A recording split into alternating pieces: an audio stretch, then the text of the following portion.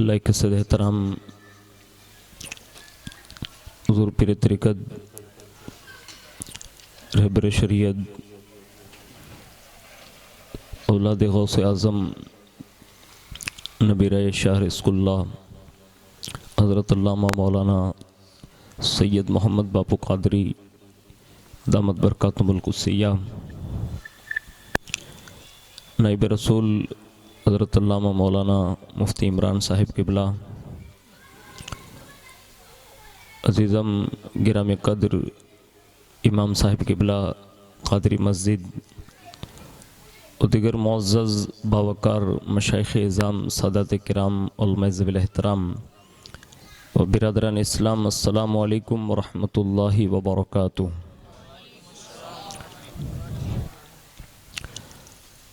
الحمد للہ رب العالمین والعاقبۃ للمتقین والصلاة والسلام علی سید الانبیاء والمرسلین وعلی آلہ وصحابہ وازواجہ وذریاتہ واہل بیتہ وابنہ الغوث الاعظم الجیلان ومعین الملت والدین وشیخ الاسلام والمسلمین اعلی الحضرت الامام احمد رضا وعلی عباد اللہ الصالحین اجمعین، اما بعد فاعوذ باللہ من الشیطان الرجیم، بسم اللہ الرحمن الرحیم۔ وَلَسَوْفَ يُعْطِيكَ رَبُّكَ فَتَرْضَىٰ، صدق اللہ مولانا العظیم، وبلغنا رسولہ النبی الامین المختار الکریم، ونحن على ذلك لمن الشاہدین والشاکرین والحمد للہ رب العالمین۔ آئیے سب سے پہلے مذہب اہل سنت والجماعت یعنی کہ مسلک اعلیٰ حضرت کے قدیم دستور کے مطابق ہم سب کے آقا و مولا حضور سراپا نور سیدنا محمد الرسول اللہ صلی اللہ تعالیٰ علیہ وآلہ وسلم کی بارگاہ پر نور میں جی لگا کر درود پاک کی نظریں پیش کر لیں۔ اللہم صلی علی سیدنا مولانا محمد معدن الجود والکرم وعلی آلہ وصحابہ وبارک وسلم۔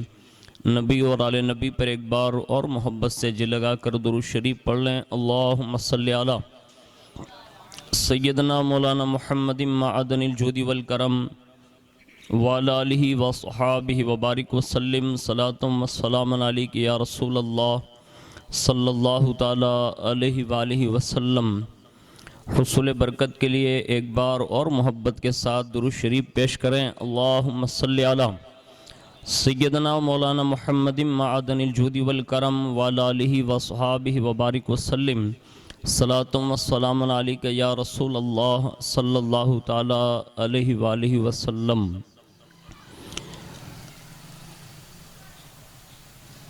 اس وقت ہم اور آپ ایک جشن مسرت کے موقع پر جشن میلاد مصطفیٰ اور جشن ولادت شاہ رزق اللہ کے نام سے منسوب اس جلسے میں شرکت کی سعادت حاصل کر رہے ہیں۔ اللہ رب العزت اپنے خاص پیارے محبوب صلی اللہ علیہ وسلم کی میلاد اور ولادت جشن شاہ رزق اللہ کے صدقے میں ہم سب کی حاضری کو قبول فرمائیں اور اس حاضری کو مدینۃ الرسول کی حاضری کا سبب بنائیں۔ بڑی عظیم الشان سرزمین پر ہم اور آپ اس جلسے میں حاضر ہیں جسے دنیا چھوٹے بغداد المعروف کوڑینار شریف سے جانتے اور مانتے ہیں۔ قرآن عظیم کی بہت ہی مشہور و معروف سورہ مبارکہ کی ایک آیت مبارکہ میں نے تلاوت کرنے کا شرف حاصل کیا۔ اللہ رب العزت اس حوالے سے مجھے حق کہنے، ہم سب کو حق سننے اور حق پر عمل کی توفیق عطا فرمائیں۔ امام عشق و محبت اعلیٰ حضرت عظیم البرکت مجدد دین و ملت الشاہ امام احمد رضا خان فاضل بریلوی علیہ رحمت و رضوان حضور کا میلاد پڑھتے ہوئے عرض کرتے ہیں کہ واہ کیا مرتبہ، واہ کیا جود و کرم ہے شہ بطحہ تیرا، واہ کیا جود و کرم ہے شہ بطحہ تیرا، نہیں سنتا ہی نہیں مانگنے والا تیرا۔ اور یا رسول اللہ دھارے چلتے ہیں عطا کے وہ ہے قطرہ تیرا، دھارے چلتے ہیں عطا کے وہ ہے قطرہ تیرا، تارے کھلتے ہیں سخا کے وہ ہے ذرہ تیرا، تارے کھلتے ہیں سخا کے وہ ہے ذرہ تیرا۔ اور ایک بہت بڑی پتے کی بات انہوں نے فرمائی ہے، عرض کرتے ہیں کہ فرش والے تیری شوکت کا علو کیا جانیں، یا رسول اللہ فرش والے تیری شوکت کا علو کیا جانیں، خسروا عرش پہ اڑتا ہے فریرہ تیرا، خسروا عرش پہ اڑتا ہے فریرہ تیرا، اور تیری سرکار میں لاتا ہے رضا اس کو شفیع، تیری سرکار میں لاتا ہے رضا اس کو شفیع، جو میرا غوث ہے اور لاڈلا بیٹا تیرا۔ اور بارگاہ غوثیت مآب رضی اللہ تعالی عنہ میں اپنا عریضہ پیش کرتے ہوئے اسی ضمن میں ایک جگہ پر فرماتے ہیں کہ واہ کیا مرتبہ اے غوث ہے بالا تیرا، واہ کیا مرتبہ اے غوث ہے بالا تیرا، اونچے اونچوں کے سروں سے قدم اعلیٰ تیرا، اور سر بھلا کیا کوئی جانے کہ ہے کیسا تیرا، سر بھلا کیا کوئی جانے کہ ہے کیسا تیرا، اولیاء ملتے ہیں آنکھیں وہ ہے تلوہ تیرا، اور کیا دبے جس پہ حمایت کا ہو پنجہ تیرا، کیا دبے جس پہ حمایت کا ہو پنجہ تیرا، شیر کو خطرے میں لاتا نہیں کتا تیرا۔ ایک بار اور محبت سے درود شریف پڑھ لیں، اللہم صلی علی سیدنا مولانا محمد معدن الجود والکرم وعلی آلہ وصحابہ وبارک وسلم، صلاۃ و سلام علیک یا رسول اللہ صلی اللہ تعالی علیہ وآلہ وسلم۔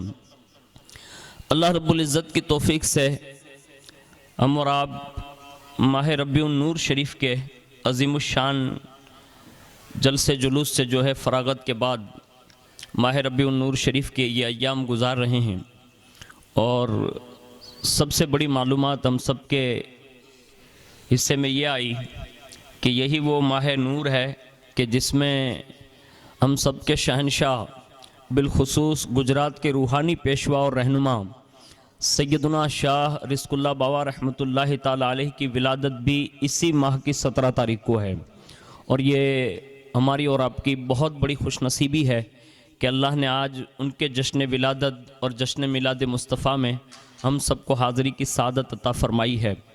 میں میلاد شریف کا جو ہے چند حضور کی سیرت اور حضور کے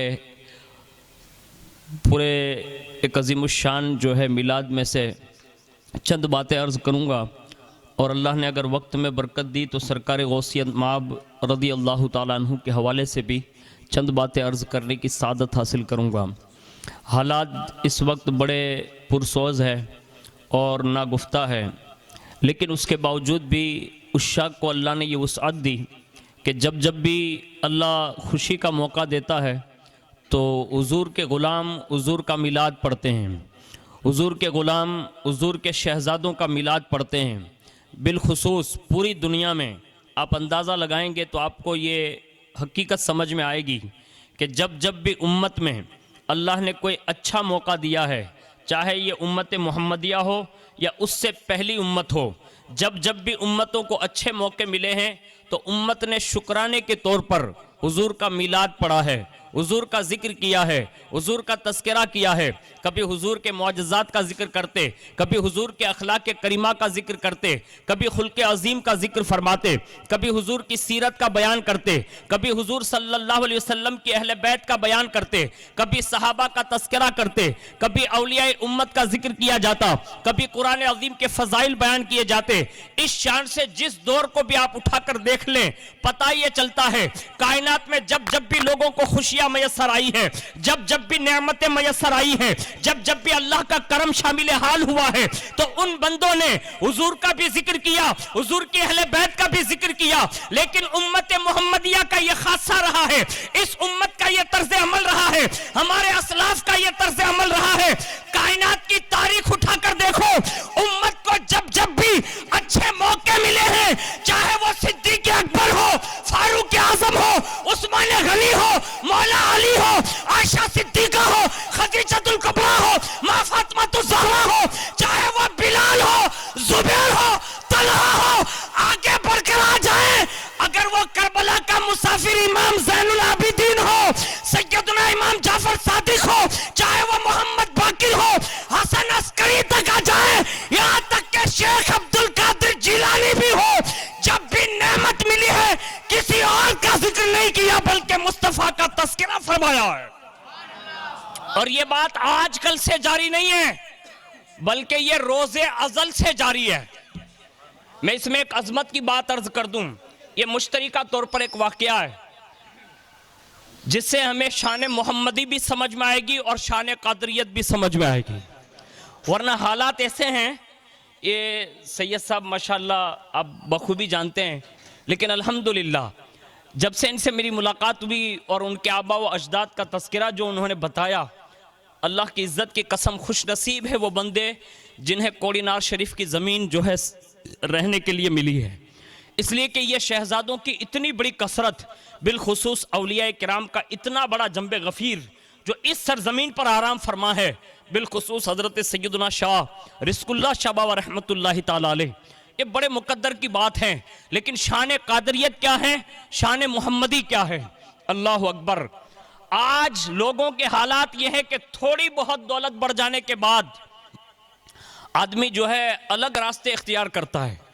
कहीं मंगनियों में आपने बहुत कम देखा होगा कि लोग जिक्र रसूल की महफिल सजा लें, बहुत कम देखा होगा कि जश्न कादरियत सजा लें। लेकिन ये बुजुर्गों के साहिबजादगान हैं, इन्होंने हमें एक सबक दिया, उम्मत को एक पैगाम दिया कि हमें और आपको नेमतें मिलने पर हमें नाच गानों की महफिल की जरूरत नहीं है, हमें महफिल मिलाद मनाना चाहिए, जिक्र मुस्तफ़ा करना चाहिए। और इसी के साथ इस उम्मत का दूसरा खासा ये रहा है कि चाहे वो कोई भी महीना हो, चाहे वो किसी महीने की कोई भी तारीख हो, जब जब भी उम्मत को कोई शुक्र करने का मौका मिलता है, अल्लाह का शुक्रिया अदा करना होता है, तो हुजूर का मिलाद मनाता है। और दूसरी खुसूसियत यह है कि ये हुजूर गौसे पाक की 11वीं मनाता है और ये गौसे पाक के नाम से उस मजलिस को मंसूब करता है। अब इन दोनों का दोहरा फायदा क्या है? कायनात में एक सबसे पहली महफिल आलम अरवाह में सफ बंदी की सजी, और जब उसमें सफ़े तरतीब पाई, शेख अब्दुल तवाब साहब तजल्लियात गौसे आजम में नकल फरमाते हैं कि उन अरवाहों में यानी रूहों में सबसे पहली सफ सफ़े अव्वल में अंबिया और मुरसलीन हैं, उसके बाद जो हैं औलिया सालिहीन सहाबा, ये सब के सब हैं, और आखिर में अवाम व खास जो बाकी रह गए वो सब के सब सारे शामिल हैं। लेकिन उस वक्त हुजूर गौसियत माब रदी अल्लाह ताला अन्हु की जो रूह अक़दस थी वो दूसरी सफ से निकलकर सफ़े अव्वल में हाजिर हुई, और जैसे ही सफ़े अव्वल में हाजिर हुई तो क़ज़ा और क़द्र के फरिश्ते ने उन्हें वापस दूसरी सफ में किया। 3 बार ऐसे आगे पीछे हुए, और चौथी मर्तबा जब गौसियत माब की रूह आगे आ गई, अब क़ज़ा और क़द्र के फरिश्तों ने भी गौसे पाक की रूह को छेड़ा नहीं, बल्कि उन्हें मालूम है कि इन सफ़ों में अगर आज भी तमाम रूहों पर किसी का कब्जा है तो वो रूह मोहम्मदी सल्लल्लाहु अलैहि वसल्लम है। फौरन हुजूर की बारगाह में हाजिरी दी और उन्होंने अरीज़ा पेश किया, कहा या रसूल अल्लाह सल्लल्लाहु अलैहि वसल्लम, आपके साहिबजादे शेख अब्दुल कादिर जिलानी की रूह जो है दूसरी सफ में रुकने के लिए तैयार नहीं, अब क़ज़ा और क़द्र के मुताबिक सफ़े दौम में उनकी जगह है, अगर आप करम कुशाई फरमाएं। अल्लाह अकबर। मुअर्रिखीन ने लिखा है रूह मोहम्मदी सल्लल्लाहु अलैहि वसल्लम ने शेख अब्दुल कादिर जिलानी अल मारूफ गौसुल आजम दस्तगीर रदी अल्लाह ताला अन्हु की रूह के सामने जाकर इरशाद फरमाया, जो सफ़े अव्वल में दाखिल हो चुकी थी, इरशाद फरमाया अब्दुल कादिर जिलानी मेरे बेटे, आज की रात जो है, आज के इस वक्त में जो है, इन लम्हात में सफ़े अव्वल से निकलकर सफ़े दौम में औलिया की सफ में दाखिल हो जा। मेरे साहिबजादे, अल्लाह के नजदीक और मेरे नजदीक जो तेरा मर्तबा है वो सिर्फ मैं जानता हूं और मेरा रब जानता है।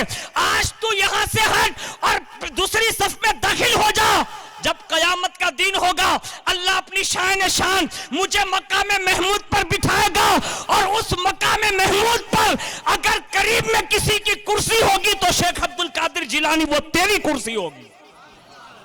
यानी इस रिवायत से हमें यह मालूम हुआ कि क़ज़ा और क़द्र के फरिश्ते भी जानते हैं कि इन आलम अरवाह में भी अगर किसी का रूहों के दरमियान चलता है تو وہ شان محمدی ہے، اور اس میں بھی کسی کے مراتب بیان کیے جائیں تو وہ شان قادریت ہیں۔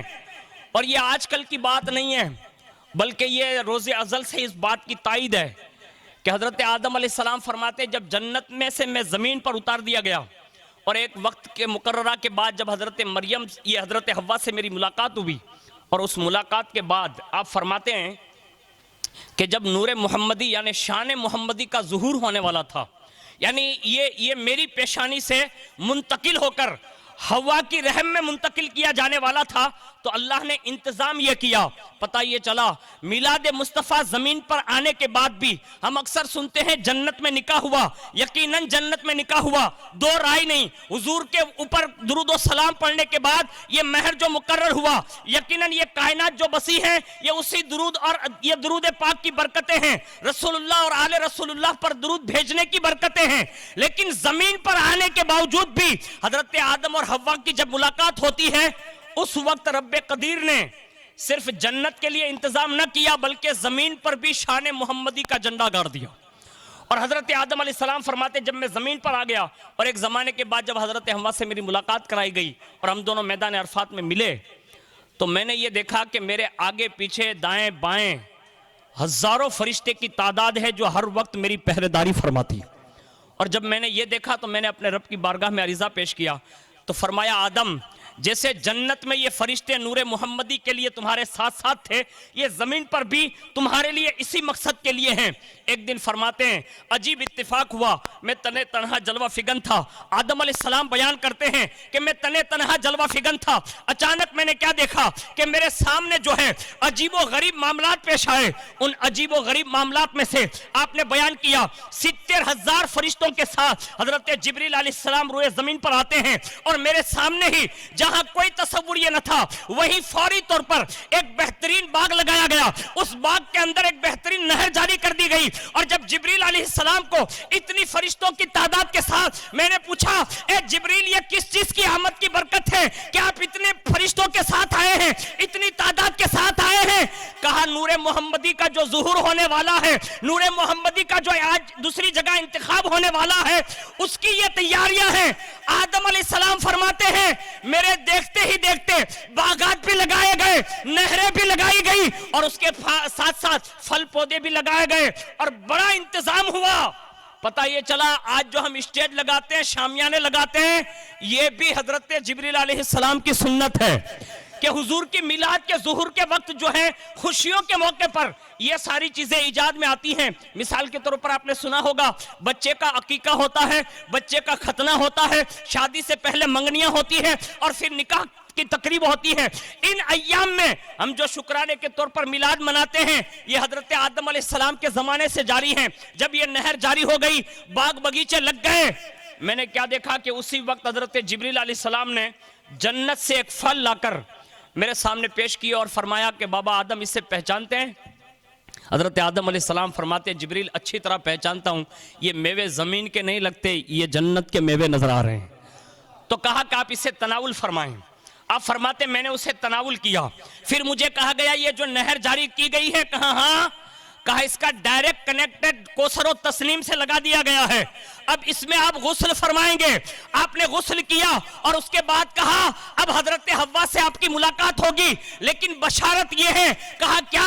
کہا پہلے جو ملاقاتیں ہوئی آپ کی، کہا ہاں، کہا ہر رات اور دن میں ایک ایک بیٹا اور بیٹی جنم لیا کرتے تھے، کہا ہاں، کہا اب جو بیٹا تولد ہوگا اس کے ساتھ بیٹی نہیں ہوگی، کہا مقصد کیا ہے؟ کہا وہ بیٹا جو آئے گا نا، کہا ہاں، کہا اس بیٹے کا مقصد یہ ہوگا یہ رسول اللہ کے آبا و اجداد میں شریک ہوگا، اس لیے رسول اللہ کی عظمت کی خاطر انہیں تنہا بھیجا جائے گا اور اس کا نام حضرت شیس علیہ السلام ہوگا۔ جب یہ بشارت دی اور اس کے بعد کہا حضرت حوا سے آپ کی ملاقات ہوگی، اللہ اکبر، جیسے حضرت حوا سے ملاقات ہوئی اور جیسے یہ نور جو ہے بابا آدم کی پیشانی سے منتقل ہو کر حضرت حوا میں منتقل ہو گیا، بابا آدم فرماتے ہیں کہ دوسری صبح کو فرشتے سارے کے سارے جو ہے میرے پیچھے جو ڈیوٹی دیا کرتے تھے وہ سب نکل گئے اور سارے کے سارے فرشتے حضرت حوا کی ڈیوٹی دینے لگے، یعنی پہرے داری کرنے لگے، استقبال کرنے لگے۔ میں نے ہاتھ اٹھا کر عریضہ پیش کیا کہ مولا آج تک تو یہ فرشتے میرے دائیں بائیں چلتے تھے، میرے آگے پیچھے چلتے تھے، مولا یہ بات کیا ہے کہ آج سے یہ سارے کے سارے حوا کے پیچھے ہیں؟ اللہ اکبر! رب کی قدرت نے جواب دیا، کہا آدم آج سے حوا جو ہے نور محمدی کے لیے جو ہے امین بن کر چمک رہی ہے، اور یہ امانت ان کے پاس آ گئی ہے، اب سے یہ فرشتے ان کے آگے پیچھے رہیں گے، اور نور محمدی صلی اللہ علیہ وسلم کی عظمت کی خاطر پتہ یہ چلا، معلوم یہ ہوا، نور مصطفیٰ جہاں جہاں منتقل ہوا قدرت نے اتنے بہترین فیصلے کیے اور اتنے بہترین انتظامات فرمائے، اور قدرت نے یہ بھی بتایا، کہا آدم اب یہ جو بیٹا پیدا ہوگا نا، جب تک یہ حوا کے شکم میں رہے گا کائنات کا کوئی شیطان حوا کے قریب تک بھٹک نہ سکے گا۔ پتہ یہ چلا کہ اس انداز میں نور مصطفیٰ شان محمدی صلی اللہ علیہ وسلم کا ظہور ہوا کہ حضرت شیس علیہ السلام کی آمد سے پہلے حضرت حوا رضی اللہ تعالی عنہ کے لیے یہ بہترین نظامات بنائے، اور ایک روایت یہ ملتی ہے کہ وضع حمل کے وقت جو ہیں اللہ اکبر وہاں تو دن رات کے معاملات تھے، رات میں ایک بیٹا اور بیٹی پیدا ہوتے اور ایک دن میں ہوتے، اور وہ فوری طور پر بڑے ہو جاتے اور اسی مطابق جو ہے ان کے نکاح ہوتے تھے۔ لیکن جب شیش علیہ السلام کی ولادت ہوئی، اللہ اکبر، جس وقت ان کی ولادت کا وقت قریب تھا، اور ظاہر سی بات ہے حدیث شریف ہے اس پہ کہ جب بھی کوئی بچہ پیدا ہوتا ہے نا تو شیطان قریب آ کر جو ہے اس کو کچوکا لگاتا ہے، لیکن جیسے ہی شیطان قریب آنا چاہا اللہ نے حضرت جبریل سے فرمایا، جبریل میرے پیغمبر کا بہت مطلب سب سے پہلے نمبر پر، یعنی آدم علیہ السلام کے بعد کہیں پوچھتے ہوئے، اور یہ حضرت شیس علیہ السلام کا جب نمبر آیا نا تو کہا شیس جنم لے رہا ہے، یہ ابلیس قریب آ کر کہیں کچوکا نہ لگا دے، جبریل پہرے داری تم کرو گے۔ جبریل علیہ السلام نے پہرے داری کی، اور جیسے شیطان قریب آیا فرمایا ایک پر کی جھلک ماری نا تو اس سے زمین سے اٹھا کر سمندر کی تہ میں ڈال دیا۔ یعنی یہ شان رہی کہ نور محمدی صلی اللہ علیہ وسلم کے ظہور کی، اور جس کو بھی یہ میسر آیا، یہاں تک کہ یکے بعد دیگرے یہ جب منتقل ہوتے ہوتے حضرت شیخ عبد المطلب رضی اللہ تعالیٰ عنہ تک منتقل ہوتے ہوئے آیا نا تو اللہ نے ہر اپنے زمانے کے جتنے بھی رسول اللہ کے آبا و اجداد رہے اس میں کئی خصوصیات میں سے ایک خصوصیات یہ رہی کہ رسول اللہ کے جتنے آبا و اجداد گزرے اللہ نے سب کو سرداری عطا فرمائی، اور اس وقت بھی امت کا کوئی خیر خواہ رہا تو وہ وہی رہا جن کی پیشانیوں میں نور محمدی گردش کرتا رہا، یعنی یہ زمانے کے بڑے لوگ رہے۔ اور جب شیخ عبد المطلب کی پیشانی میں جب یہ نور منتقل ہو گیا اور جب آپ جوانی کی دہلیز کو پہنچے تو آپ نے بھی بڑے عجیب و غریب معاملات دیکھے، اس میں سے چند یہ ہیں کہ آپ کے جسم سے کستوری کی خوشبو آیا کرتی، اور باقاعدہ جہاں سے گزر جاتے لوگ پہچان لیتے کہ شیخ عبد المطلب کا گزر ہوا۔ حضرت شیخ عبد المطلب فرماتے ہیں کہ میں بالکل جوانی کی دہلیز پر تھا، ایک رات میں سو رہا تھا، اچانک میری آنکھوں میں کسی نے سرما لگا دیا، اور پھر فرماتے ہیں کہ میرے بالوں میں کسی نے کنگھی کر دی، تیل لگا دیا، اور اس انداز میں مجھے تیار کر کے صبح میں نے جب اٹھ کر دیکھا نا تو میں اس انداز میں تیار ہوں۔ میں نے اپنے بابا سے کہا اور جیسے اپنے گھر والوں سے بات کی، ان لوگوں نے اس زمانے کے اعتبار سے جو خوابوں کی تعبیر بتاتے تھے ان کے پاس گئے، اور جب یہ بات کہی نا تو فرمانے لگے کہ اب شیخ عبد المطلب کا جو ہے نکاح کا وقت قریب ہے، اب ان کا نکاح کر دیا جائے، یعنی اس شان سے یہ اشارے ہوئے۔ اور شیخ عبد المطلب رضی اللہ تعالیٰ عنہ کے ظاہری زمانے میں ایک دو واقعات نہیں سینکڑوں واقعات ہیں کہ آپ کے ظاہری دور میں نور مصطفیٰ نے وہ جلوے دکھائے کہ جب بھی امت پر مصیبت آتی لوگ کسی اور کو نہیں لے جاتے، رسول اللہ کے دادا کو لے جاتے، سامنے رکھ کر دعا کرتے، اللہ نور محمدی کی برکت کی وجہ سے ان کے مصائب اور تکلیفوں کو دور فرما دیتا۔ اب پتہ یہ چلا کہ یہ امت میلاد کیوں مناتی ہے۔ میلاد کا سب سے بڑا فائدہ یہ ہے، ایک تو حضور کا ذکر کرنے کا موقع، ایک تو حضور کا ذکر سننے کا موقع، ساتھ ساتھ میں یہ محفلوں میں بظاہر ہماری اور آپ کی تعداد کم ہوتی ہے، لیکن جہاں رسول اللہ کا ذکر ہوتا ہے نا وہاں فرشتوں کی تعداد بڑی تعداد ہوتی ہے، اور اس کو ہماری آنکھیں دیکھ نہیں سکتی۔ اس پر میں ضمناً ایک روایت سنا دوں تاکہ آپ کو حضور صلی اللہ علیہ وسلم کی شان محمدی سمجھ میں آئے کہ ہم جن کے امتی ہیں۔ اس امت کے حوالے سے لکھا ہے کہ کم و بیش 70 انبیاء کے قریب انہوں نے یہ دعائیں مانگی ہے کہ اے اللہ کاش ہمیں بھی امت محمدیہ میں پیدا کیا جاتا، یعنی 70 سے زائد پیغمبروں کے نام ہیں، اور جو پیغمبر خاص کر کے حضرت ادریس علیہ السلام آج بھی جنت میں ہیں، لیکن جنت میں پہنچنے کے بعد بھی انہوں نے جنت میں رہتے ہوئے بھی تمنا کی تھی کہ کاش اللہ مجھے بھی امت محمدیہ میں پیدا فرماتا. تو یہ اللہ رب العزت کا خاص کرم ہے. لیکن سنیں کہ شان محمدی صلی اللہ علیہ وسلم کا ظہور سنیں کہ اللہ تعالیٰ نے حضور صلی اللہ علیہ وسلم کی برکتوں سے سینکڑوں لوگوں کو یہ نعمت عطا فرمائی. خاص کر کے حضور کے نام کی یہ برکت ہے کہ آسمان میں جب آپ شب معراج تشریف لے گئے تو ایک آسمان میں ایسے فرشتے دیکھے کہ جن کی نورانی صورتیں، جن کا اٹھنا بیٹھنا چلنا پھرنا اور اتنی بہترین جماعت دیکھی نا، تو حضور نے ازراہ تعجب پوچھا، کہا جبریل فرشتے تو سارے آسمان کے میں نے دیکھے، یہ فرشتوں کی خصوصیت کیا ہے کہ ان کی پیشانیوں سے جو ہیں نور کی شعائیں نکل رہی ہیں، ان کا اٹھنا بیٹھنا ایسا لگ رہا ہے کہ جیسے اللہ کے خاص مقرب فرشتے لگتے ہیں. کہا یا رسول اللہ مقربین تو کوئی اور ہیں، یعنی ملائے اعلیٰ کے فرشتے ہیں جو عرش اعظم اور کرسی کو اٹھائے ہوئے ہیں. لیکن یہ طبقہ جس کو آپ نے دیکھا ہے نا، ان کی ایک خصوصیت یہ ہے کہ جس پر آپ نے یہ تعجب فرمایا تو عریضہ پیش کیا، یا رسول اللہ ان فرشتوں کی خصوصیت یہ ہے کہ ساتوں آسمان اور زمین کے فرشتوں میں اگر بزرگ فرشتے، یعنی جس کو ہم اپنی زبان میں یوں کہہ سکتے ہیں، حالانکہ ہر فرشتہ معصوم ہے، لیکن جبریل علیہ السلام کی بزبان ان کے قول کے عرض کیا کہ یا رسول اللہ فرشتوں میں بھی اگر کوئی معزز، یعنی تصوف کی دنیا جس کو کہتے ہیں، صوفی جس کو کہتے ہیں، یعنی فرشتوں میں بھی اگر کوئی معزز فرشتے جانے جاتے ہیں تو یہ فرشتوں کی جماعت جانی جاتی ہے. یعنی مراتب اور فضائل جو فرشتوں کے ہیں، میں ان کو چھوڑ کر بات عرض کر رہا ہوں. یہ جبریل علیہ السلام نے بیان کی، یہ جزئی فضیلت ہے، کہا ان کو خاص فضیلت حاصل ہے. حضور نے فرمایا جبریل اس کی وجہ کیا ہے؟ کہا یا رسول اللہ یہ جب سے پیدا کیے گئے نا، کہا ہاں، کہا تب سے اللہ نے ان کو ایک وظیفہ دیا ہے، یہ وہی وظیفہ کرتے ہیں اور اسی وظیفے کی وجہ سے اللہ نے ان کی قدر آسمان اور زمینوں میں بڑھا دی ہے.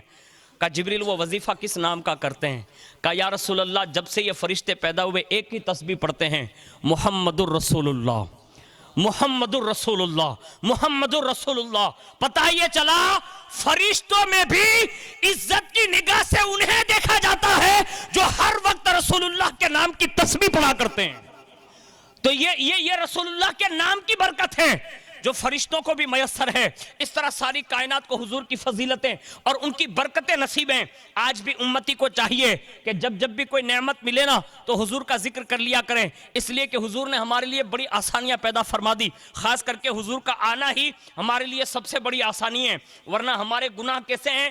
حضرت جنید بغدادی رحمت اللہ علیہ سے کسی نے پوچھا تھا، کہا آپ یہ بتا سکتے ہیں کہ ابھی ہونا کیا چاہیے؟ تو جنید بغدادی جیسا اس وقت کا تصوف کا مالک، جسے سید الطائفہ کہا گیا، فرمانے لگے کہ آج ہمارے عمل ایسے ہو گئے ہیں کہ زمین کو پھٹ جانا چاہیے اور ہم سب کو اندر ڈوب کر مر جانا چاہیے. یعنی یہ سے عمل ہے. امام حسن بصری کے زمانے میں کسی نے پوچھا تھا، کہا مسلمان کہاں گئے؟ تو کہنے لگے، کہا سارے کے سارے قبرستان چلے گئے. کہا دین کہاں رہ گیا؟ تو فرمایا کتابوں میں رہ گیا. یعنی ان کے زمانے میں انہوں نے یہ الفاظ کہے ہیں. اب میں اس دور کی بات تو نہیں کرتا، لیکن میں ایک ایگزامپل دیتا ہوں. آج ہماری اور آپ کی کیفیت بھی ایسی ہی ہے کہ آدمی کبھی کبھی خوشی کے موقع پر ساری چیزیں بھول جاتا ہے. شریعت کیا ہے؟ یہ ساری چیزیں پسے پشت ڈال دی جاتی ہیں، لیکن اللہ جسے توفیق دیتا ہے اور اگر وہ ذکر مصطفیٰ کر لیں تو پھر اس پر کرم کشائی کیسی ہوتی ہے. اگر وہ ذکر غوث اعظم کر لیں تو لوگ یہ سمجھتے ہیں کہ یہ خوشیوں میں حضور کا ذکر کرنے کی برکت کیا ہے. ہم نے اور آپ نے سمجھا ہی نہیں کہ حضور کے ذکر کی برکتیں یہاں تو ہے ہی، لیکن جو قبر سے لے کر میدان محشر تک جو ملنے والی ہے نا، دنیا آج بھی اس کا تذکرہ کرتے نہیں تھکتی ہے. اور اس کی میں چند مثالیں آپ کے سامنے پیش کر دوں. ایک تو یہی ہے، حضور کے ذکر کی سب سے بڑی جو فائدے والی بات ہے، صحابہ آپس میں تذکرہ کرتے تھے قرآن کی آیتوں کے بارے میں. تابعین، اہل بیت، ائمہ اہل بیت، یہ بھی. کسی نے پوچھا، کہا کہ آپ قرآن کی کون سی آیت کو سب سے بہترین آیت تصور کرتے ہیں؟ حالانکہ قرآن کی ہر آیت بہتر ہے، لیکن ایک ذوق ہوتا ہے نا کہ کس آیت پر تمہیں زیادہ ایک الگ فیلنگ ہوتا ہے. تو فرمانے لگے، کسی نے کہا کہ وَمَا أَرْسَلْنَاكَ إِلَّا رَحْمَةً لِّلْعَالَمِينَ، کسی نے کہا لَا تَقْنَطُوا مِن رَحْمَةِ اللَّهِ، کسی نے کہا إِنَّا أَعْطَيْنَاكَ الْكَوْثَرَ. سب نے اپنے اپنے مزاج اور طبیعت کے مطابق جو بھی ان کا ذوق اور اس کا جنون تھا، عشق تھا، سب نے کہا. لیکن ایک کھڑے ہو کر کہتے ہیں، مجھے سب سے اچھی کوئی آیت لگتی ہے نا جو سب سے زیادہ مجھے سکون دیتی ہے. کہا وہ کون سی ہے؟ تو فرمانے لگے وَلَسَوْفَ يُعْطِيكَ رَبُّكَ فَتَرْضَىٰ. کہا رب نے اپنے محبوب سے یہ وعدہ کیا کہ محبوب ان قریب ہم تمہیں اتنا دیں گے, اتنا دیں گے, اتنا دیں گے کہ آپ کو راضی کر دیں گے. اب یہ راضی کرنا کیا مطلب ہے اور رب کتنا دے گا ہم اس کا تصور نہیں کر سکتے, نہ اس کا شمار کر سکتے ہیں. لیکن صرف رب کی عطا پر تذکرہ کریں نا تو اس سے بڑھ کر اور کیا ہو سکتا ہے کہ رسول اللہ کو سب سے اعلیٰ مقام یہ دیا کہ سید المرسلین بنا کر بھیجا, خاتم النبیین کا تاج زرین دے کر بھیجا کہ محبوب تیری آمد کے بعد اب کوئی پیغمبر نہیں آ سکتا, کوئی نبی نہیں آ سکتا. نبوت کا دروازہ بند کر دیا اور پھر فیضان نبوت کے ذریعے پھر فرمایا محبوب صرف اس عطا پر ہی بند میرا دروازہ ہوگا, بلکہ تیری امت میں کسی کو صدیق اکبر بنا کر بھیجوں گا, فاروق اعظم بنا کر بھیجوں گا, عثمان غنی بنا کر بھیجوں گا, شیر خدا بنا کر بھیجوں گا, حسنین کریمین بنا کر بھیجوں گا, اور تیرے ہی گھر میں کائنات میں تمام جنتی عورتوں کی سردار بنا کر تمہیں کائنات فاطمہ الزہرا بنا کر بھیجوں گا. یہ ساری عطائیں, لیکن سب نے اپنے مزاج کے مطابق حضور پر جو اللہ کی عطائیں یہ سب نے بیان کی. لیکن حضور نے دو جملے میں یہ بات کہہ دی, فرمایا اللہ عطا کرتا ہے اور میں تقسیم کرتا ہوں. پتہ یہ چلا اللہ ساری عطائیں جو ہے نا سب سے پہلے گنبد خضرا پر آج بھی نازل فرماتا ہے, اور گنبد خضرا سے ہی سب تقسیم ہوتا ہے. لیکن ان تقسیم کاروں میں ایک صحابی رسول نے کہا مجھے یہ آیت اچھی لگتی ہے. کہا کیوں؟ کہا کہ میں نے تفسیر میں پڑھا, حضرت ابن عباس فرماتے ہیں, یا حضرت امام جعفر صادق کا قول ہے, فرماتے ہیں کہ اس آیت کو صحابہ اور ائمہ اہل بیت نے اس لیے چنا کہ جب حضور سے اس آیت کے بارے میں پوچھا گیا کہ حضور آپ کا رب کہتا ہے کہ آپ راضی ہو جائیں گے, اتنا دوں گا, محبوب آپ فرمائے تو صحیح کہ آپ راضی کب ہوں گے؟ اے امت مصطفیٰ صلی اللہ علیہ وسلم, اے رسول اللہ کے میلاد کے موقع پر آنے والوں, اے جشن قادریت میں شرکت کرنے والوں, رسول اللہ نے اس وقت یہ جملے ارشاد فرمائے, کہا اس وقت تک راضی نہیں ہوں گا جب تک کہ ساری امت کو جنت میں داخل نہیں کرا لیتا. یعنی ساری امت کو جنت میں داخل کرا لوں گا. اس انداز سے پتہ یہ چلا حضور کے میلاد کا سب سے بڑا فائدہ یہ ہے کہ اللہ حضور کو دیتا ہے اور حضور اپنی عطا سے سب میں تقسیم فرماتے ہیں, اور جن کو تقسیم کیا نا انہوں نے پھر اپنی زندگی میں بھی تقسیم فرمایا. آپ اس سے اندازہ لگا سکتے ہیں ہم جن کی ولادت کی شب میں یہاں حاضر ہیں نا, آپ کو میں ایک پتے کی بات بتا دوں, رہتے تھے بغداد معلیٰ یا حما شریف جہاں سے بھی تشریف لائیں, لیکن ایک پتے کی بات بتا رہا ہوں, اللہ نے حضور کو عطا کیا, حضور نے اپنی اہل بیت کو عطا کیا, اور ان کا رزق جو ہے صرف ان کے گھروں تک محدود نہ رکھا بلکہ کائنات میں تقسیم کر دیا. وجہ صرف یہ ہے کہ جس علاقے کے اندر امت بگڑنے لگے اور ان کی رہنمائی کے لیے سب سے پہلا کوئی پہنچتا ہے تو وہ کوئی نہ کوئی رسول اللہ کا شہزادہ ہی پہنچتا ہے. اور یہ کوڑینار کی سرزمین جسے ہم اور آپ صدیوں کے بعد جو دیکھ رہے ہیں نا, یہ جب تشریف لائے ہوں گے نا, یہ جب ان کی ولادت ہوئی, میں ان کی ولادت کا ہی ذکر کر دوں کہ جب یہ دنیا میں تشریف لائے ہوں گے نا تو ظاہر سی بات ہے کہ اللہ نے مقدر میں لکھ دیا, اور مقدر میں لکھا اور جس والد بزرگوار کے یہاں بھیجا نا تو تقسیم یہ کیا کہ یہ رزق اللہ یہاں نہیں رہے گا بلکہ یہ کوڑینار جائے گا. یعنی رسول کی نگاہ میں یہ مقدس شہر تھا اور یہ رسول اللہ کی تقسیم ہے. ہمیں رسول اللہ کی تقسیم پر جتنا چاہے اتنا جشن منانا چاہیے کہ رسول اللہ نے اس وقت تقسیم فرما کر کسی اور صوبے کا انتخاب نہ کیا, گجرات کا صوبہ انتخاب کیا, بالخصوص کوڑینار شریف کا انتخاب کیا, اور سیدنا رزق اللہ نے اس کو اپنا مسکن بنا کر ہم سب قادریوں کے مقدر چمکا دیے. اور آج بھی دنیا فیض اٹھا رہی ہے, بڑے بڑے لوگ فیضہ اٹھا رہے ہیں. اس سے پتہ یہ چلا کہ حضور نے جس کو تقسیم کیا انہوں نے اپنی شان سے بھی تقسیم کیا. میں ان تقسیم کاروں میں رزق اللہ شباوہ کے ایک عظیم المرتبت دادا جس سے پوری دنیا فیض پاتی ہے کہ رسول اللہ کو جو مراتب اللہ رب العزت نے عطا فرمائے, حضور کبھی کبھی اپنے کاشان نبوت میں یعنی پنجے تن پاک جب اکٹھا ہو جاتے تو اکثر کم و بیش میرے پاس 7 روایتیں ایسی موجود ہیں کہ پنجے تن پاک کی گفتگو میں بھی بار بار اگر کسی کا ذکر ملتا ہے تو سیدنا غوث الاعظم دستگیر کا ذکر ملتا ہے. ہاں, ایک مرتبہ حضرت امام حسنین کریمین اور سیدہ کائنات جلوہ فگن ہے, اور جیسے جلوہ فگن ہوئے نا تو حضرت امام حسین رضی اللہ تعالیٰ عنہ کو قریب بلایا اور قریب بلا کر حضور نے فرمایا حسین تم سے ایک سوال ہے. اب ظاہر سی بات ہے نانا نانا ہیں، نواسے نواسے ہیں، اور بڑا پیار تھا، بڑی الفت تھی، سمجھدار ہو گئے تھے، اور کم و بیش کافی عمریں ہو چکی تھی. حالانکہ بڑی عمر نہیں تھی کیونکہ رسول اللہ کے وصال کے وقت جو ہے شہزادوں کی 7 یا 6.5 کے قریب عمریں رہیں. لیکن اس وقت جو ہے شہزادوں کی شان بیان کرتے ہیں نا، کوئی یہ نہ سمجھیں کہ 6 سال اور 7 سال میں بچوں کو سمجھ کتنی آتی ہے. آپ کو میں بتاؤں نا، رسول اللہ کی ہر وہ چیز جو اللہ نے حضور کو دی ہے، حضور نے اپنے فیضان سے اپنے اولادوں میں بھی منتقل کر دی ہے. اور یہ بہت پرانی بات میں عرض کر رہا ہوں. بابا آدم کے بیٹے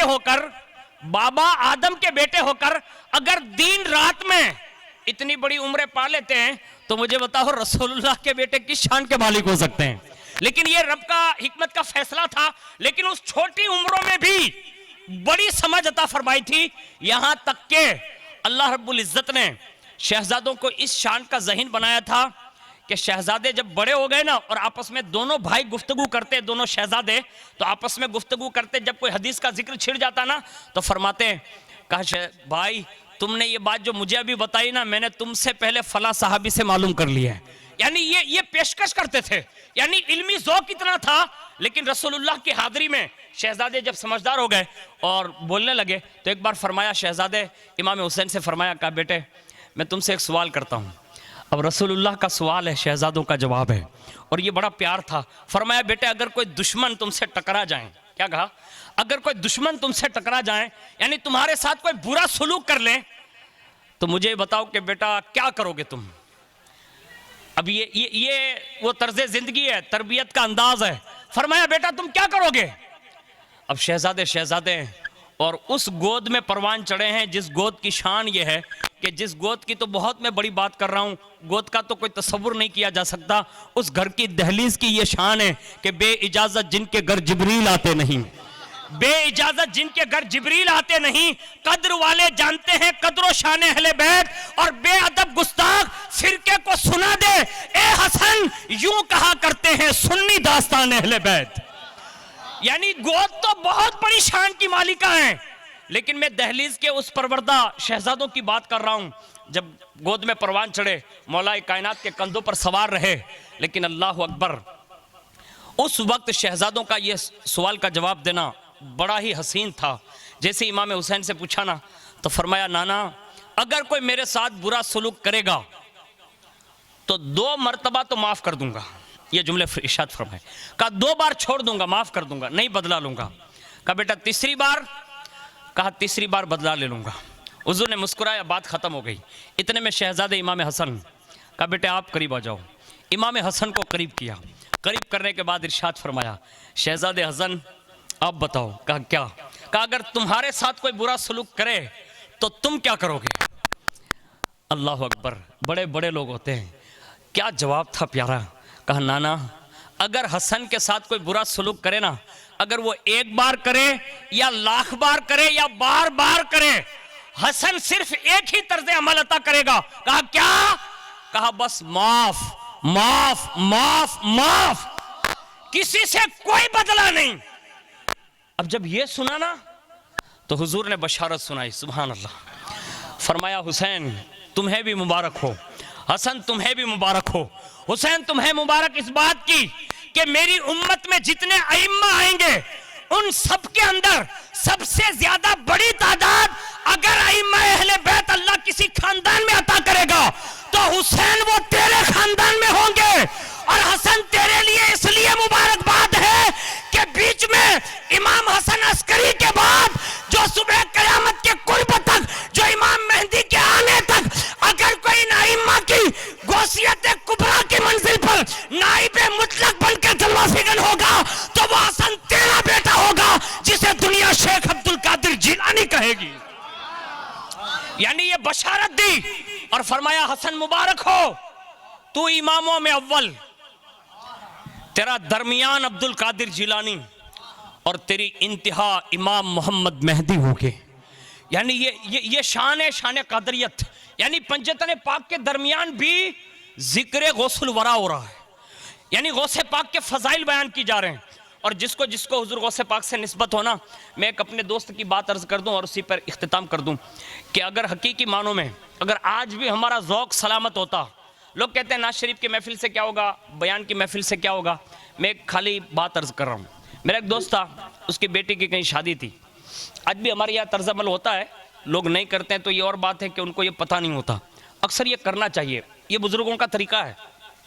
جیسے آپ نے نہیں سنا ہوگا کہ حضور غوث پاک کے لیے یہ منصوب ہے کہ حضرت امام حسن عسکری نے اس زمانے میں اپنا جبہ اور مصلہ اور جو کچھ بھی تبرکات کی چیزیں ہیں یہ ساری چیزیں منتقل کی ہیں. جنید بغدادی کو لے لو، امام حسن عسکری کو لے لو، اور دیگر کئی ائمہ نے اپنی چیزیں بطور تبرک منتقل کی ہیں. پتہ یہ چلا کہ کچھ چیزیں ایسی ہیں جو یکے بعد دیگرے سب کو ملتی ہیں، لیکن بظاہر اگر اینی ٹائم کوئی خوشی کا موقع آ جائے تو میرا ایک دوست راجکوٹ میں رہتا، وہ کہتا تھا، کہا میں نے سب کو دعوت دی لیکن دعوت کا انداز یہ تھا. میں نے کہا کیا؟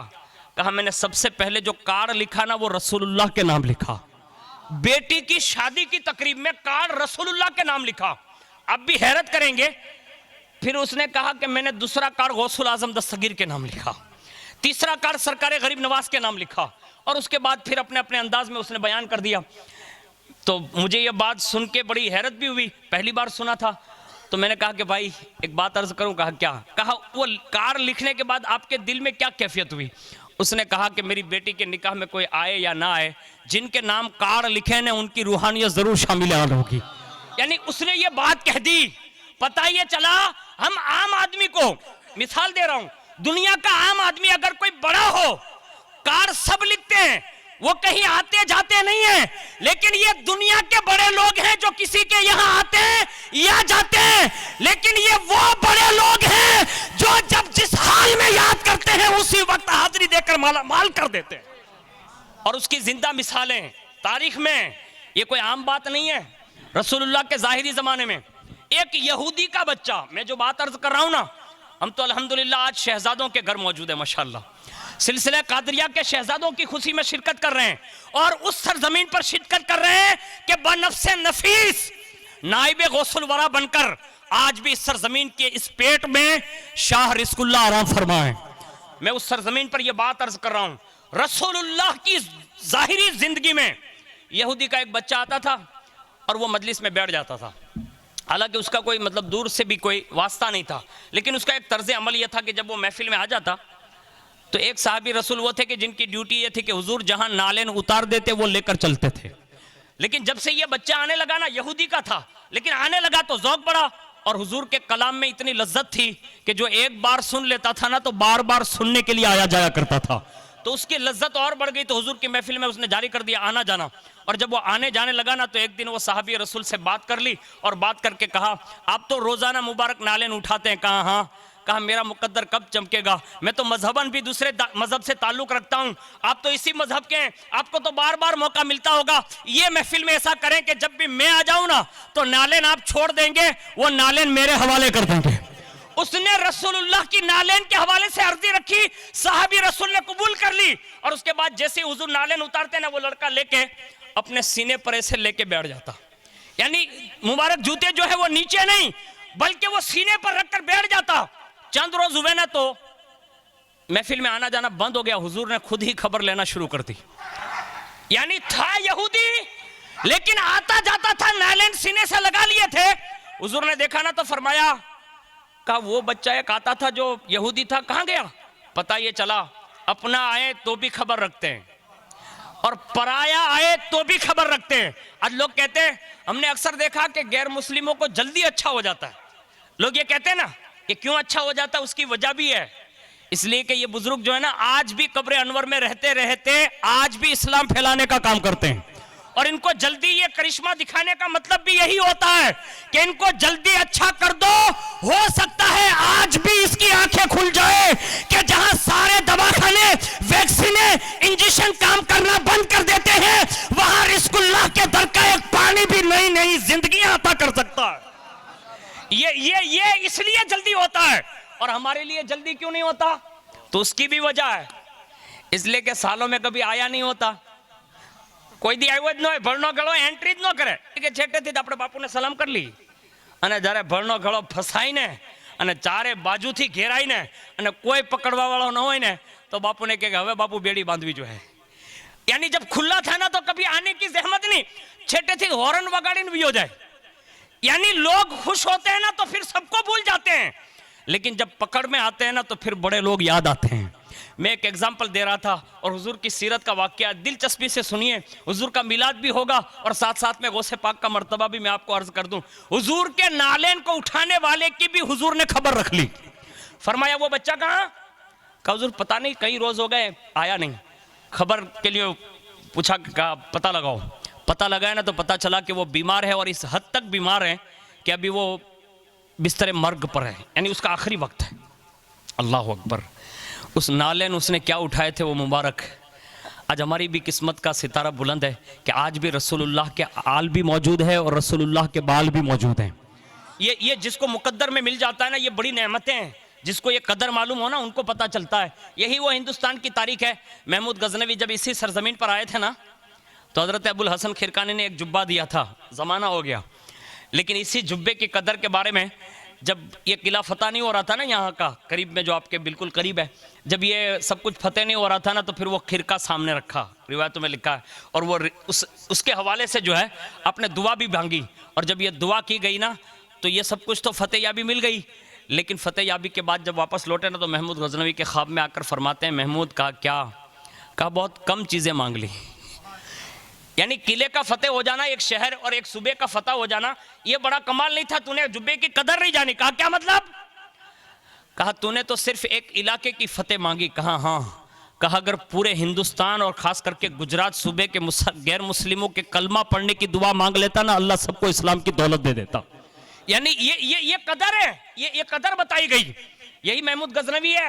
हजरत अबुल हसन खिरकानी से ज़ाहिरी दौर में मिले ना तो कहा आप अपने पीर की बड़ी बढ़ चढ़ के शान बयान करते बायजीद बुस्तामी की। कहा क्या बयान कर दी? कहा कि आप ये कहते कि बायजीद को जिसने देख लिया वो मुसलमान हो जाता है। कहा हाँ सही तो है। कहा कि आपके पीर बड़े हैं या रसूलुल्लाह बड़े? कहा क्या मतलब? कहा बायजीद बुस्तामी को ये कह रहे हैं कि अगर गैर भी देख लेता तो कलमा पढ़ लेता, तो क्या अबू जहल ने रसूलुल्लाह को नहीं देखा? लेकिन जिसको कदर होती है ना उसको मालूम होता है। कहा महमूद, कहा क्या? कहा तुझे बायजीद समझ में नहीं आ रहे। जब बायजीद समझ में नहीं आ रही तो तू रसूलुल्लाह की बातें कर रहा है। कहा मैं यही तो कह रहा हूं कि क्या अबू जहल ने रसूलुल्लाह को नहीं देखा? कहा महमूद अभी भी तेरे इल्म और मारिफत की कमी है।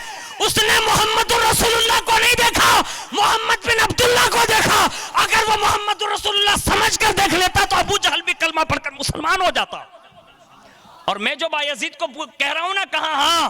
कहा वो ऐसे ही नहीं कह रहा हूं, बायजीद बहुत बड़े मर्तबे पर फाइज है, लेकिन देखने के लिए अबुल हसन खिरकानी जैसी आंखें चाहिए। यानी ये हकीकत है, जिसको जिसकी कदर होती है ना उसको पता होता है। अब जैसी नालेन शरीफ उठाने वाला आज उसका घर बुकाए नूर बनने वाला है, सारी कायनात का मालिक व मुख्तार नबी उसके घर पे तशरीफ ले गए। साहबा का जंबे गफीर है, और जैसे बाप सिरहाने बैठा था हुजूर आए तो हट गया, हुजूर उसके सिरहाने तशरीफ ले आए। आज पूरी कायनात उसके घर में मौजूद है। रसूलुल्लाह खुद जलवा फिगन थे। हुजूर ने जब उसे देखा एक नज़र, और एक नज़र उसके बाप की जानिब की, और बेटे ने भी तिरछी नज़र से उसके बाप को एक नज़र देखा। जब हुजूर को मालूम है कि अब ये चंद लम्हे का मतलब मेहमान है, हुजूर ने फरमाया मेरे यहाँ आया जाया करता था, एक काम कर। कहा क्या? कहा आखिरी वक्त है, कलमा पढ़ ले और मुसलमान हो जा। यानी उस जवान से कहा था मुसलमान हो जाओ। जैसे ये कहा ना तो उसने अपने बाप की जानिब देखा, और जैसे ही बाप की जानिब देखा ना तो उसने अपने इशारे से कहा जो मोहम्मद रसूलुल्लाह कहते हैं वो काम कर गुजर। यानी ये काम कर ले, यानी कलमा पढ़ ले। जैसे उसका इशारा हुआ उसने कलमा पढ़ा, और उसी कलमे के साथ उसका विसाल हो गया। अब जब विसाल हुआ ना तो मैं ये नहीं कह सकता कि उसके गुस्ल का इंतजाम भी रसूलुल्लाह फरमा रहे हैं, उसके जनाजे का इंतजाम भी रसूलुल्लाह कर रहे हैं, और उसको कब्र में भी हुजूर ने अपने हाथों से उतारा। मैं कहता हूं सदियों पहले, 1400 साल पहले यहूदी का बेटा अगर रसूलुल्लाह की नालेन उठा ले तो उसका मुकद्दर ये बन जाए जो इस दौर में रसूलुल्लाह की आल से वाबस्ता हो जाए, उसके मुकद्दर का तो क्या कहना। यानी सदियों पहले रसूलुल्लाह के नालेन के उठाने पर अल्लाह ये इज्जतें देता है। तो जो इस सरजमीन पर रहते हैं बड़े खुश नसीब हैं कि उन्हें ये शर्फ हासिल है कि इतना बड़ा ख़ानदान यहाँ आबाद है। और साथ साथ में जब खुशी के मौके होना तो हुजूर को भी सबने बुलाया, और साथ साथ में हमारे बड़े बुजुर्गों को भी बुलाया। मैंने अभी बात अर्ज़ की, आज भी लोग करते हैं, लेकिन गौसे पाक का ज़ाहिरी दौर है, और उस ज़ाहिरी दौर में एक यहूदी बच्ची جو محفل غوث اعظم میں حاضری کی مطلب سعادت حاصل کرتی تھی، اور بار بار اس کا آنا جانا رہا، لیکن اس بار بار کی حاضری نے اس کے دل میں غوث پاک کی محبت پیدا کر دی۔ اور جب وہ بڑی ہوئی اور بڑی ہو کر باپ نے جب کہا نا کہ بیٹا اب تیرا رشتہ، کہا ٹھیک ہے، رشتہ بھی طے ہو گیا۔ اور جب رشتہ طے ہوا، بارات آنے کی بات ہوئی، اور جب سب کو کارڈ ملنے لگے نا مطلب تاریخیں، اور سب کو دعوتیں دی جانے لگی، تو بیٹے نے کہا میری بابا ایک آرزو ہے۔ کہا کیا؟ کہا سب کو تو میرے نکاح کی دعوت دینا، یعنی میری شادی کی دعوت دینا، لیکن ایک دعوت میری طرف سے بھی دینا۔ کہا کس کو دینا ہے؟ کہا شیخ عبد القادر جیلانی کو دینا ہے۔ غوث پاک بظاہر بنفس نفیس بغداد شریف میں موجود ہے، یہودی لڑکی نے یہ کہا نا، تو باپ نے کہا بیٹا وہ تو مسلمان لوگ ہیں، وہ ہمارے یہاں کیسے آئیں گے؟ لیکن اللہ اکبر، جیسے ہی وہ بیٹی نے کہا نا، کہا بابا کسی کے یہاں وہ آئے یا نہ آئے، میں ان کی محفل میں جایا آیا کرتی ہوں، میرے دل میں ان کی محبت بیٹھ گئی ہے، آپ دعوت تو دے دینا، آئے تو ان کا عدل ہوگا، نہ آئے تو ان کا عدل ہوگا، اور آئے تو ان کا فضل ہوگا، ہمارا تو کام ہے دعوت دینا، لیکن میرا یقین ہے آپ جتنوں کو چاہیں دعوت دے دو، کوئی آئے یا نہ آئے، میں جن کی محفل میں شرکت کرتی تھی نا، مجھے یقین ہے کہ وہ شاہ جیلا ضرور تشریف لائیں گے۔ اب بیٹی نے دعوت بھی دلوا دی، وقت مقررہ پر بارات آ رہی ہے، بیچ راستے میں ڈاکوؤں نے جو ہے بارات پہ حملہ کیا۔ حد یہ ہو گئی کہ دلہے کا مرڈر ہو گیا، یعنی دلہے کا سر جو ہے کاٹ کر کسی نے رکھ دیا، اور وہ بارات جو آنے والی تھی خوشی خوشی وہ ایک غم کے ساتھ ایک میت لے کر اسی پنڈال میں آ گئی۔ یہاں تو کوہرام مچ گیا، ساری خوشیاں غم میں تبدیل ہو گئی، اور جو خوشیوں کا سما تھا نا، وہ سارا کا سارا غم میں بدل گیا۔ لوگ جو ہے ماتم کدا ہے، ایک دوسرے کو مل کر رو رہے ہیں، حالات پوچھ رہے ہیں۔ جب یہ باتیں اندر کمرے تک گئی نا، تو بیٹے نے پوچھا، کہا لوگوں دیکھو تو صحیح ہوا کیا ہے، کیا بارات آئی اور لوگ ایسا رو رہے ہیں؟ جب پتہ لگایا نا تو پتہ چلا، اس کا باپ دوڑ کر آیا، کہا بیٹی غضب ہو گیا۔ کہا کیا ہو گیا؟ کہا جو تیرا دلہا بن کر آیا تھا نا، کہا ہاں، کہا اس کی ڈولی نہیں آئی۔ کہا تو؟ کہا وہ میت آئی ہے۔ جب بیٹے نے یہ سنا نا، ظاہر سی بات ہے، عورت جو ہے نا صنف نازک ہوتی ہے، اس کا دل بڑا نازک ہوتا ہے، رونا چاہیے نا۔ اس نے مسکرا کر کہا کبھی ایسا نہیں ہو سکتا۔ کہا کیا مطلب؟ کہا میں نے جن کو دعوت دی ہے نا وہ آ گئے؟ کہا نہیں۔ کہا ایک کام کرو، بھلے سب آ گئے ہیں، ان کو بھی بلا لیا جائے۔ کہا بیٹی بارات نہیں ہے، اب تو یہ غم کا ماحول ہے، اب ان کو آنے سے کیا فائدہ؟ کہا میں ان سے محبت کرتی ہوں، اور ان کا فرمان ہے کہ مجھ سے محبت کرنے والا کبھی بھی اس حال میں غمگین نہیں ہو سکتا۔ میں نے دعوت دی ہے، میری خوشی میں وہ ضرور شرکت کریں گے۔ کہا بیٹی خوشی غم میں بدل گئی ہے، کہا تمہارے سب کے آنے سے خوشیاں غم میں بدلتی ہیں، اور عبد القادر آ جاتے ہیں تو سارے غم خوشیوں میں تبدیل ہو جاتے ہیں۔